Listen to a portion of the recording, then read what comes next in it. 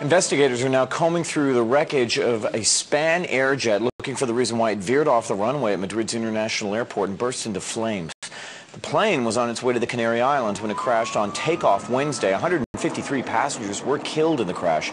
19 people survived, many of them, though, in hospital in critical condition. And joining us now from Washington is aviation expert Vernon Grose. Good to talk to you, sir. Thank you very much for joining us. You're welcome. We're learning this morning that this plane broke apart, burst into flames after failing to take off. It had been grounded on 2 previous occasions, this particular plane, for technical reasons, because there were problems. I mean, so I guess a lot of people are wondering how prevalent would that be? Well, I think this airplane is not new. It's been around a long time, and you know, at least in the U.S., MD-80s have been under suspect in recent days because of its age.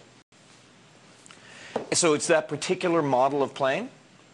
Well, it's an older airplane, and almost all airlines are now getting rid of them. American Airlines still has quite a few, but Alaska Airlines, for example, has flown their last MD-80 this week. Tell us, I mean, in terms of what's going on right now, what are investigators looking for specifically?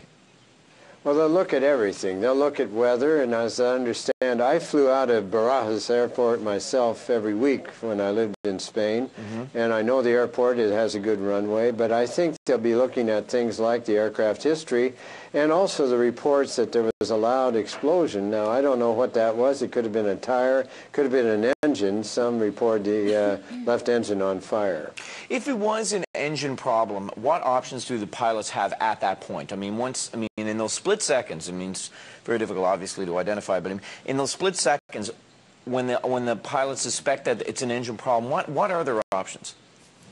Well, they're going to probably either take off or abort, and they're very heavy. They had a lot of folks aboard the aircraft, of course, and so it was a hot day, and with that consideration, they'd probably try to get the airplane off the ground, but they might have hit something on the runway. We'll look for that. They could have blown a tire.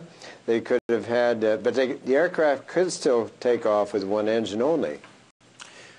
So, okay, I did not know that. So, I mean, conceivably, they could fly with only one engine with this plane. They could.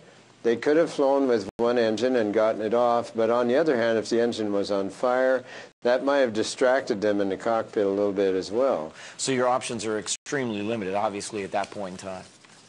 Yes, it's a rather exciting time in the aircraft, of course, is takeoff and landing both, but takeoff especially with a heavy load like they had, they'd be very occupied. Mr. Grose, in the Air France crash that occurred in Toronto some years ago, the length of the runway has been called into question.